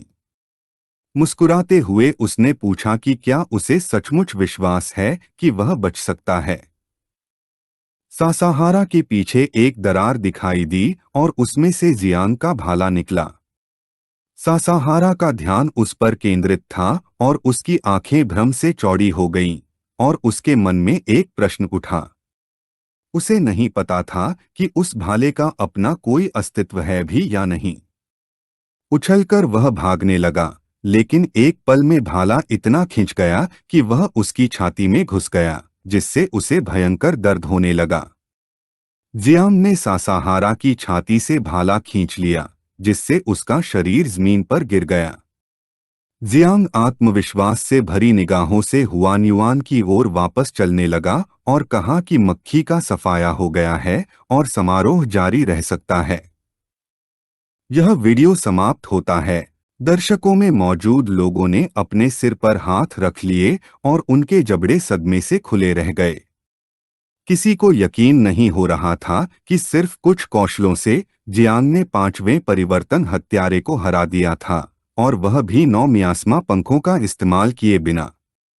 किसी को नहीं पता था कि हमारे लड़के ने कुछ पल पहले कौन सा कौशल इस्तेमाल किया था, और बस इतना ही पता था कि उसने न तो आकाशीय तलवार का इस्तेमाल किया था और न ही वज्र की शक्ति का। यह कुछ ऐसा था जो पहले कभी किसी ने नहीं देखा था।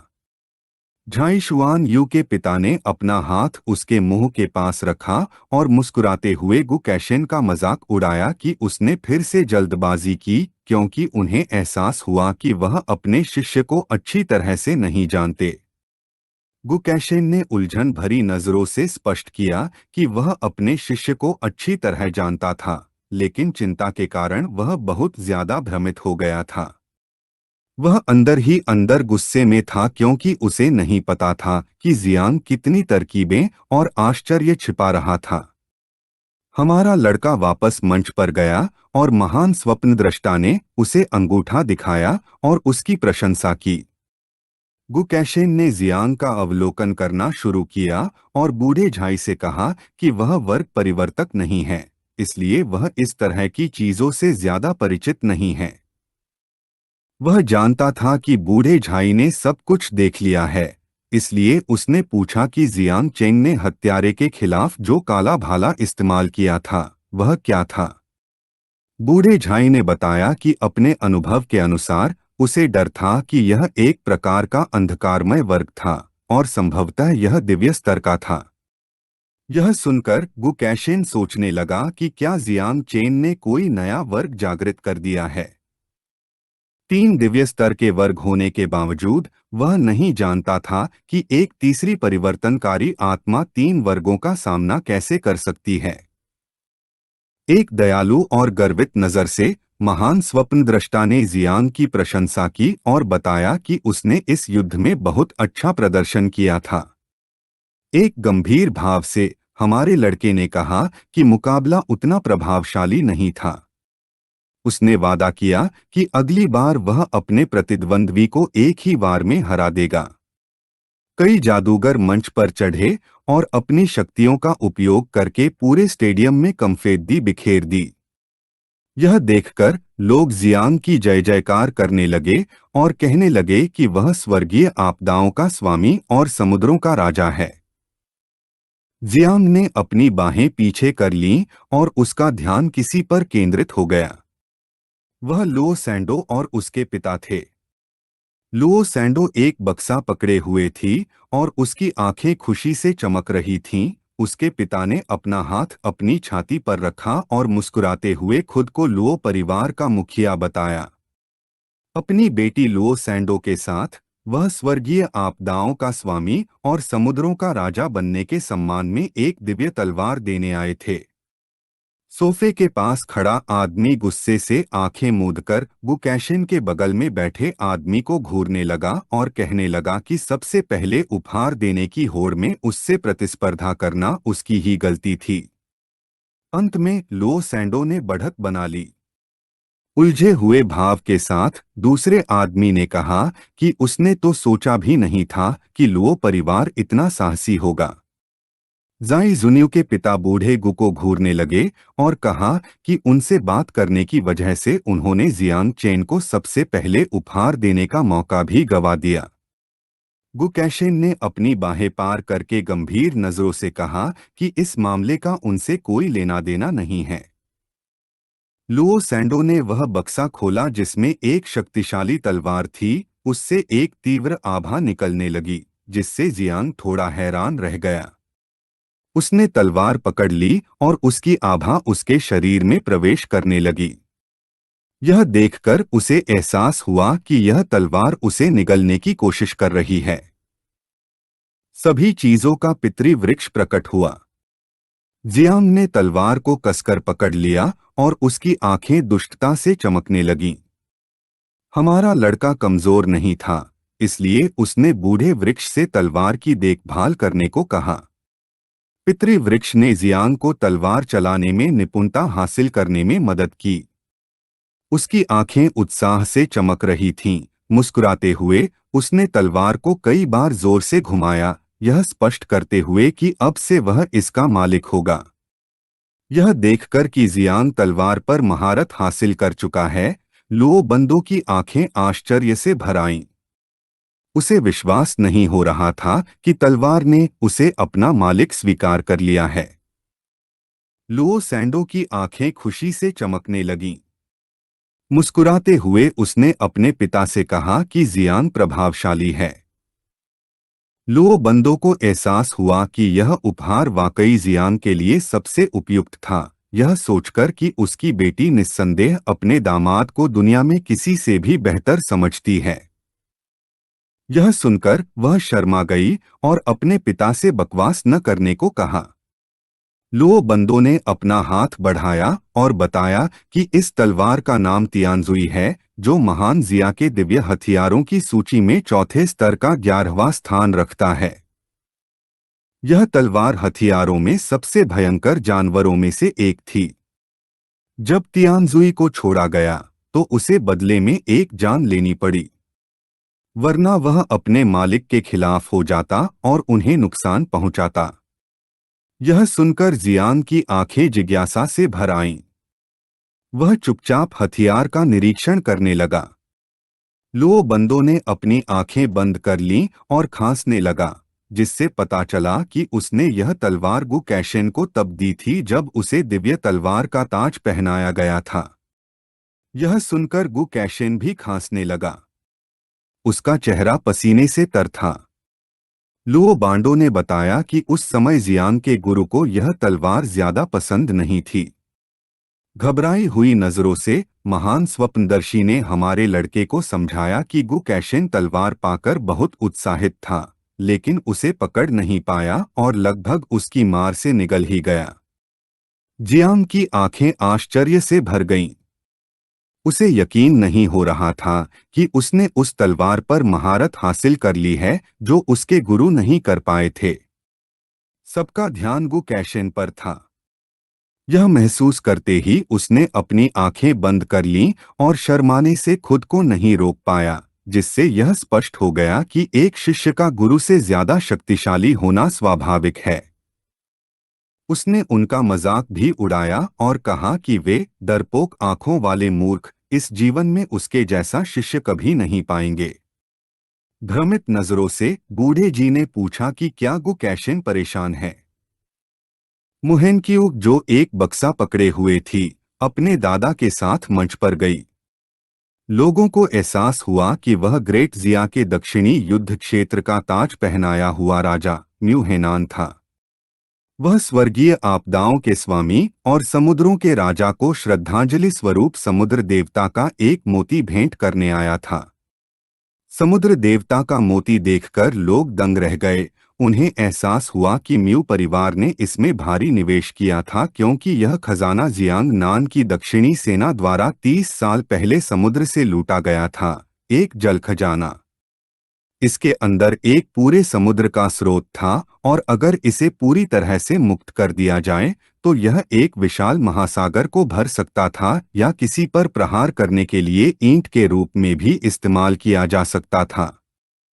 हमारे लड़के ने डिब्बा लिया और घबराए हुए भाव से उन्हें धन्यवाद दिया। म्यू हेनक्यू शर्माने से खुद को नहीं रोक पाई। उसने अपनी मुट्ठियां भींच लीं और मुस्कुराते हुए अपने दादाजी को धन्यवाद दिया। म्यू हेनान ने उसकी पीठ पर हल्के से थपथपाया और प्रसन्न भाव से कहा कि जियांग बहुत विनम्र है और वे परिवार के सदस्य हैं। तभी तांग येन और उसके पिता भी एक उपहार लेकर मंच पर आ गए। पिता ने म्यू हेनान को उपहार देने के बाद मंच से जाने को कहा।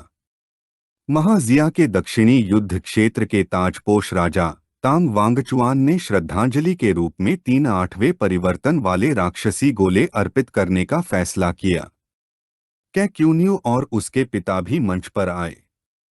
महाजिया के युद्ध क्षेत्र के सेनापति झाई होंग्यान ने जियान को देवता और दानव के रक्त की 20 बूंदें देने का फैसला किया। झाई ओ की जमीन की ओर देखने लगा और उदास हो गया क्योंकि वे रात्रि प्रहरी बहुत गरीब थे और उनके पास उड़ान भरने के लिए कुछ भी नहीं था। दुआन फेंग ने एक गंभीर भाव से स्पष्ट किया कि न केवल उनके पास कुछ भी नहीं था, बल्कि कभी-कभी उन्हें गुजारा करने के लिए जियांग चेन पर भी निर्भर रहना पड़ता था। झाई गैन खड़ा हुआ, अपनी मुट्ठी भींची और गंभीर नजरों से स्वीकार किया कि वे गरीब हैं, लेकिन यह भी बताया कि उनके पास कुछ मूल्यवान चीज जरूर है जो वे नन्हे जियांग को उपहार के रूप में दे सकते हैं। वह जियांग के पास गया और खुशी से चमकती आंखों में उसने अपनी मुट्ठी खोली, जिससे एक औषधि निकली। मुस्कुराते हुए रात भर जागने के बाद उसने हमारे लड़के को आस्था के स्रोत से एक धागा दिया। जियांग का ध्यान उस पर केंद्रित था और वह खुशी से फूला नहीं समा रहा था। उलझन भरे भाव से होंग्याओ ने अपने स्वामी से पूछा कि क्या उन्हें यह उपहार थोड़ा खाली नहीं लगता। डू कैक्सिन की आंखें आत्मविश्वास से चमकने लगीं। उसने समझाया कि इस तरह की चीजों का वर्णन करना मुश्किल है, क्योंकि आस्था सबसे शुद्ध, सबसे प्रबल और निस्वार्थ होती है। उसके अनुसार उपहार सस्ता भी हो सकता है, जिससे वह और भी मूल्यवान हो जाता है। जियांग ने बोतल ली और उसकी आंखों में खुशी के आंसू भर आए और उसका शरीर कांपने लगा। झाई गैन ने बताया कि इस आस्था के सूत्र ने कुजियांग शहर के 8 लाख से ज्यादा निवासियों को एक साथ लाया था।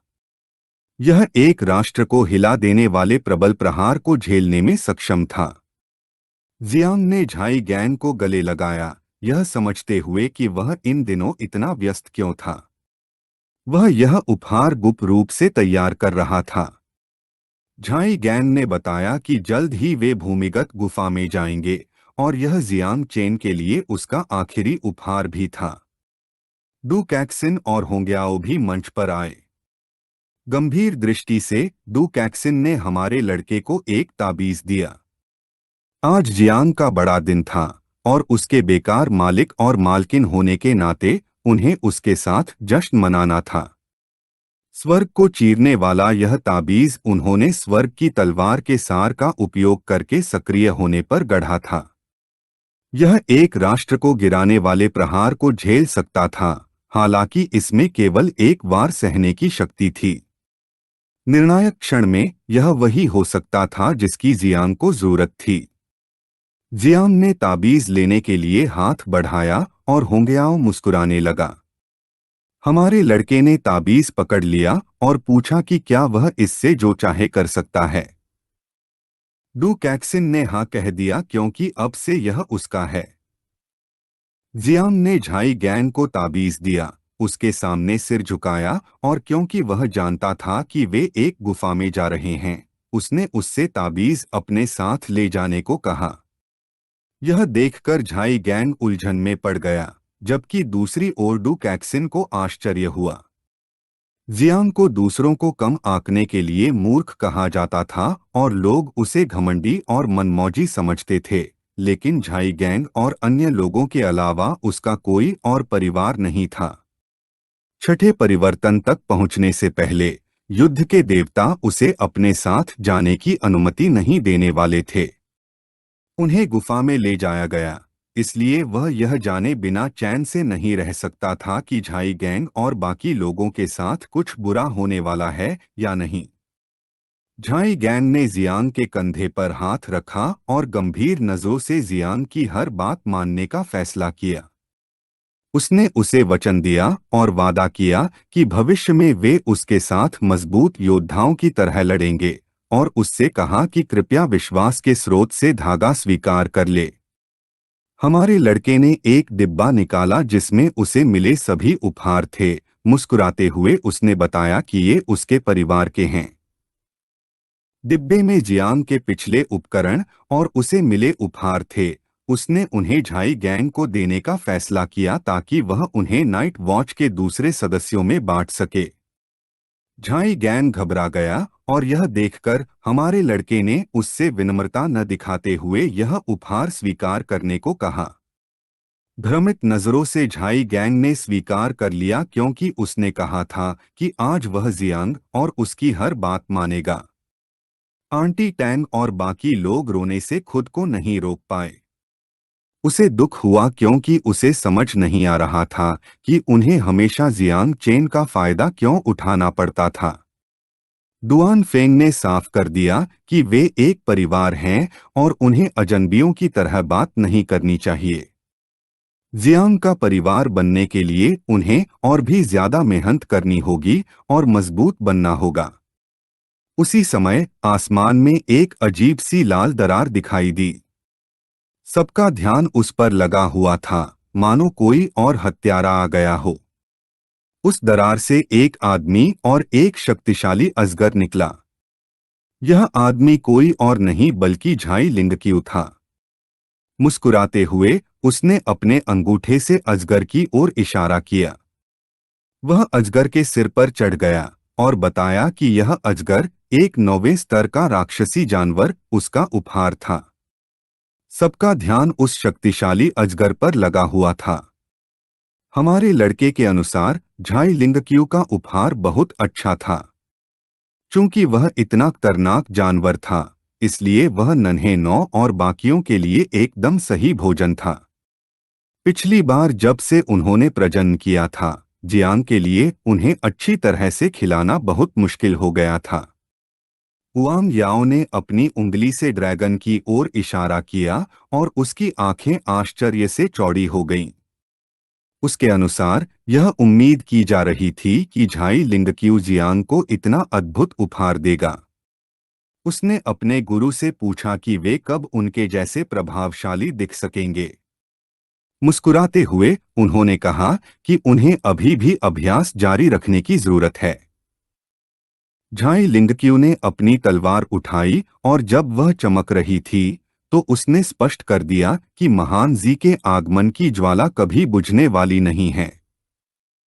यह सुनकर सभी ने अपनी मुट्ठियां उठाईं और जियांग का नाम पुकारने लगे। भूमिगत गुफा की स्थानिक अराजकता में 4 शक्तिशाली प्राणी एकत्रित हुए और एक द्वार का निरीक्षण करने लगे। सभी ने यह समाचार सुना था कि महान जी के ग्रह पर 9 मियास्मा पंखों वाले लाखों जीवों का जन्म हुआ है। हालांकि पिछली बार प्राचीन ईश्वर के चर्च के 10वें आसन ने प्राचीन देवताओं की शक्ति का उपयोग लाखों जीवों का सफाया करने के लिए किया था, फिर भी यह एक ऐसा खतरा था जिसे वे नजरअंदाज नहीं कर सकते थे। आश्चर्यजनक रूप से जियांग शुआनजी ने देव हत्यारों की सेना को भूमिगत गुफा में ले जाकर 13 राक्षसी नगरों का नरसंहार किया था। यदि उनके प्राचीन राक्षसी पूर्वजों ने भय और शक्ति का संचार करने के लिए हस्तक्षेप न किया होता तो वे अब गंभीर खतरे में होते। उनमें से एक राक्षस राजा झाई लिंगक्यू भी थे।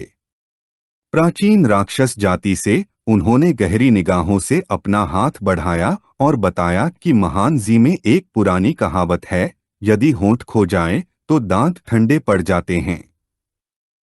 उन्होंने प्रस्ताव रखा कि सभी जातियां मिलकर महान जी को मिटा दें। विशाल सिर वाला वह बूढ़ा अमर ज्येष्ठ युनक्सियु था। प्राचीन अमर जाति से उन्होंने अपनी दाढ़ी सहलाना शुरू किया और स्पष्ट कर दिया कि उनकी जाति इस तरह के मामले में शामिल नहीं होने वाली है। उनके अनुसार राक्षसों का नरसंहार उनकी अपनी गलती थी। उनका व्यक्तिगत विचार था कि महान जी काफी अच्छे थे। उनके लोग विनम्र और सम्माननीय थे। अगर उन पर हमला न किया जाता तो वे हमला नहीं करते।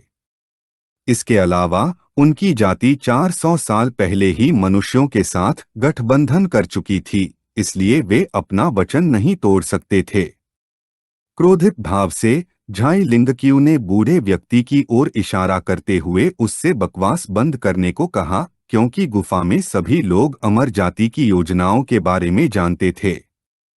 उनके अनुसार मनुष्यों के साथ उनका गठबंधन केवल षड्यंत्र और झूठ था।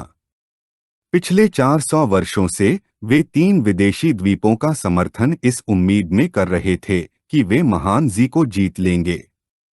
वे पूरे ग्रह पर कब्जा करना चाहते थे, लेकिन झाई लिंगक्यू ने स्पष्ट कर दिया था कि उनकी योजना सफल नहीं होने वाली। बूढ़े युनश्यू ने कहा कि झाई लिंगक्यू की बातों का कोई मतलब नहीं था क्योंकि उन्होंने आज आने की बात मान ली थी। यह अमर जाति की ओर से पहले से ही एक बड़ा उपकार था। झाई लिंगक्यू ने तर्क दिया कि प्राचीन जातियों में से किसी ने भी अमर जाति पर ध्यान नहीं दिया। ड्रैगन जाति के ड्रैगन देवता जुआनकांग ने बातचीत में हस्तक्षेप किया और पूछा कि अगर वे सभी एक संभावित गठबंधन के बारे में बात करने आए थे, तो वे आपस में क्यों लड़ रहे थे? महान जी को खत्म करना ऐसी बात नहीं थी जिस पर ड्रैगन जाति सहमत थी, लेकिन किसी को तो करना ही था। पहले आगे बढ़ो। गुफाओं के अंदर ग्रेट जी के पास केवल 3 बड़े शहर थे, टेयरिंग स्टार का, लालची भेड़िए का और 7 हत्यारों का। उन्हें नष्ट करना आसान था, लेकिन एक बार जब वे गुफा से निकलकर ग्रेट जी के मुख्य मुख्यालय पहुंच जाते तो उन्हें ग्रेट ड्रीमर का सामना करना पड़ता। वह परिवर्तन के युग से अस्तित्व में थी और एक सर्वोच्च स्तर की परिवर्तनकारी शक्ति थी। अगर वह ग्रेट जी से 100 अरब लोगों की आध्यात्मिक ऊर्जा को मुक्त और प्रवाहित कर देती तो उसकी शक्ति की तुलना किसी पूर्वज देवता से की जा सकती थी। अगर वे अभी सीधे हमला करते तो कम से कम वे सैकड़ों स्तर 9 योद्धाओं को खो देते और गुफा जातियों में से कोई भी इस कीमत को सहन नहीं कर सकता था। उन्होंने बताया कि राक्षसी जाति के पास कई शक्तिशाली योद्धा थे और सुझाव दिया कि वे पहले आगे बढ़े और ड्रैगन जाति पीछे की ओर जा सकती है। राक्षसी जाति के राक्षस राजा ज्यूई ने समझाया कि चूंकि स्वर्ग के मार्ग ने सभी जातियों के स्तर 9 या उससे ऊपर के सभी प्राणियों को बंद कर दिया है, इसलिए जो कोई भी ऐसा करने की हिम्मत करेगा उसे स्वर्ग द्वारा ही नष्ट कर दिया जाएगा। उसके अनुसार इस समय आत्मघाती हमला करना प्यास बुझाने के लिए जहर पीने से अलग नहीं होगा। उसने बताया कि 10वें स्तर की मुहर पहले ही आधी खुल चुकी है और आधे साल से भी कम समय में यह पूरी तरह से खुल जाएगी और जब वह क्षण आएगा तो 10 महान जातियों के प्राचीन प्राणी अपने सभी स्तर 10 योद्धाओं को आसानी से मुक्त कर सकेंगे। जुई ने अपना हाथ बढ़ाया और बताया कि दक्षिया में केवल 3 9वें स्तर के साधक हैं और उन सभी को अगले स्तर तक पहुंचने के लिए अभी समय चाहिए। वह हमला करने का सबसे सही समय होगा। बूढ़े युनक्सू ने सिर हिलाया और चैलिंग को समझाया कि राक्षसी जाति की लापरवाही की कीमत कोई भी चुकाने को तैयार नहीं है, भोर से ठीक पहले मरने की तो बात ही छोड़ दें। जू और कांग भी सहमत हो गए क्योंकि अगले कुछ महीनों में वे मूल योजना पर काम जारी रख सकते थे। उन्हें दाक्सिया को धीरे धीरे कमजोर करने के लिए बाहरी मानव शक्तियों का सहारा लेना था।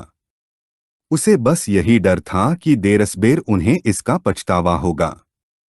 द्वार पर जियांग दिखाई देने लगा। वे जानते थे कि 3 रूपों वाले एक साधारण योद्धा से डरना नहीं चाहिए क्योंकि उनकी राक्षसी जाति ने पहले ही कई देशों के सबसे शक्तिशाली हत्यारों को रिश्वत दे दी थी और उन्हें भरोसा था कि एक साथ मिलकर वे जियांग चेन को जल्द ही खत्म कर सकते हैं। और अगर वे असफल भी हो जाते तो भी कोई खास फर्क नहीं पड़ता क्योंकि 3 विदेशी द्वीपों और दाक्सिया के बीच महान तियान्युआन टूर्नामेंट 3 महीने में शुरू होने वाला था। इसके अलावा उन्होंने मूल समुद्री जाति को पहले ही ड्रैगन रक्त प्रदान कर दिया था। जू और कांग की आंखें दुष्टता से चमकने लगीं और उनके चेहरे पर मुस्कान आ गई। वह जानता था कि तब तक समुद्री जाति का ड्रैगन कौतुक भी भाग लेने वाला था और पूरी तैयारी के साथ जियांग चेन निस्संदेह मरने वाला था। यह वीडियो का अंत है। अगर आप लोग अगला भाग देखना चाहते हैं तो